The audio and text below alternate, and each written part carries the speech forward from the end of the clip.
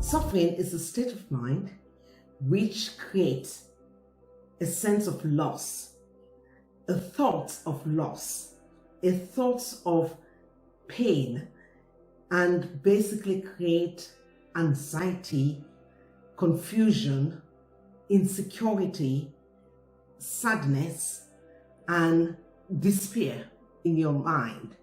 So there is something that is happening inside the mind. Around me, there is a network of other bodies which exist, which we call the mind, which we call the emotions, and which we call the spirit. But because we don't have more than 5 senses to see everything, you don't know it's there, but it's there. The moment we have thoughts that everything is lost, we don't have anything, those type of thoughts create the equivalent feeling, which is the emotion that we feel. The emotion of sadness immediately appear because in truth, we haven't lost everything.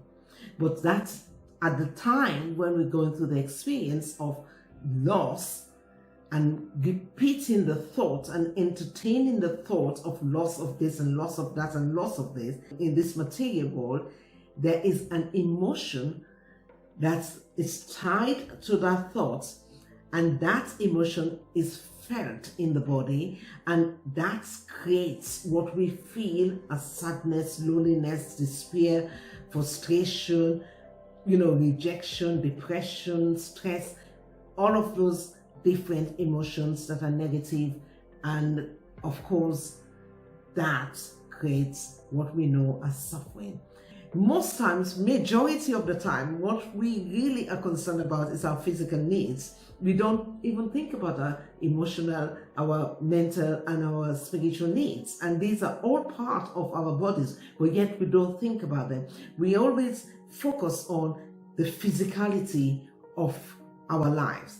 Life will never take everything from you if you understand what life itself is. When you truly love someone, they never disappear from you. Their physical disappearance is not the same as them. It's their body that is not seen. The purpose of life is to give life to others. And we give life to others when we pray for them, when we do good things to others. Suffering can only be ended when we invert our nature into unconditional love and surrender to the will of God and surrender to any experience that we go through as a means to correct us to become unconditional love to others. That's the only way you can end suffering. For as long as you and I define an event as bad, as a cause of loss of any form, we create suffering. And the only reason why we define these experiences as a sense of loss is because we are attached to material things. We are attached to all the physical things around us, which is all to do with our ego.